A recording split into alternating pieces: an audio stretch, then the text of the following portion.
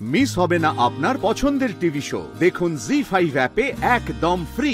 কৃষ্ণা, ওই ইন্দুমতি যা লিখেছে তা যদি সত্যি হয় তাহলে ওই বাড়িতে বর্ষার ওপর কিরকম ঝড় বয়ে গেছে তুমি ভাবতে পারছো কৃষ্ণা? বলছি একটা অবধি তো আমি ফুটেজ দেখলাম, কিন্তু বর্ষাকে তো বেরোতে দেখলাম না বাড়ি থেকে। একবার ফরওয়ার্ড করি।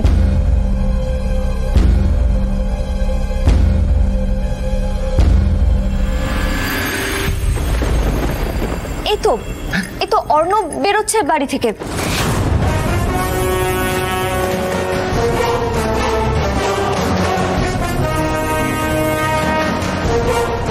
অর্ণবের সাথে এটা কি ট্রলি ব্যাগ?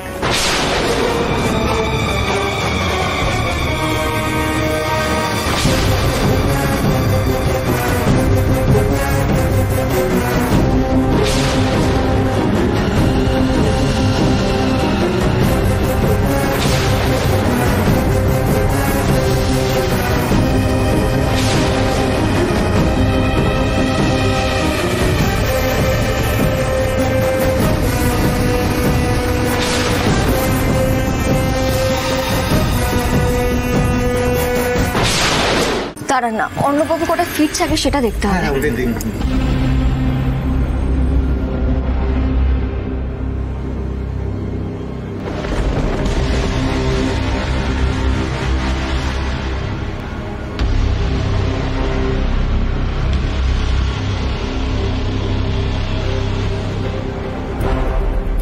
তার মানে ফুটেজ অনুযায়ী অর্ণব দুটোই বেরিয়েছে আর 4:10 ফিরেছে। তাহলে বর্ষা কখন বেরিয়েছে বাবু? বর্ষা সকাল থেকে বেরোয়নি কাকিমা।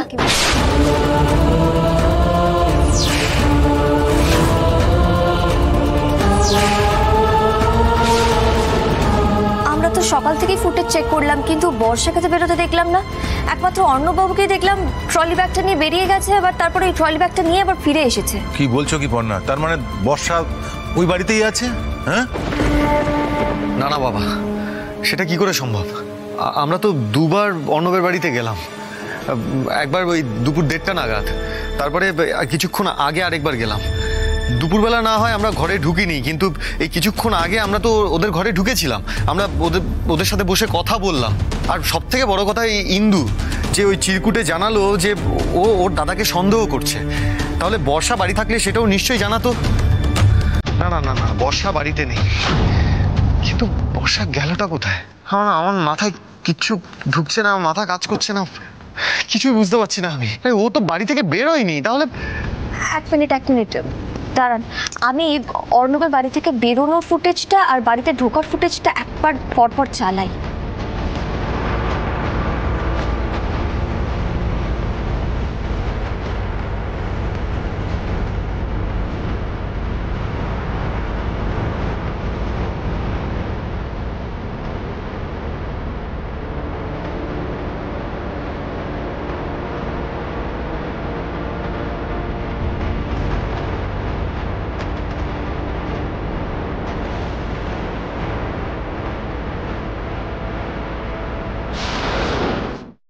জি5 ডাউনলোড করুন আর সব এপিসোড দেখুন একদম ফ্রি।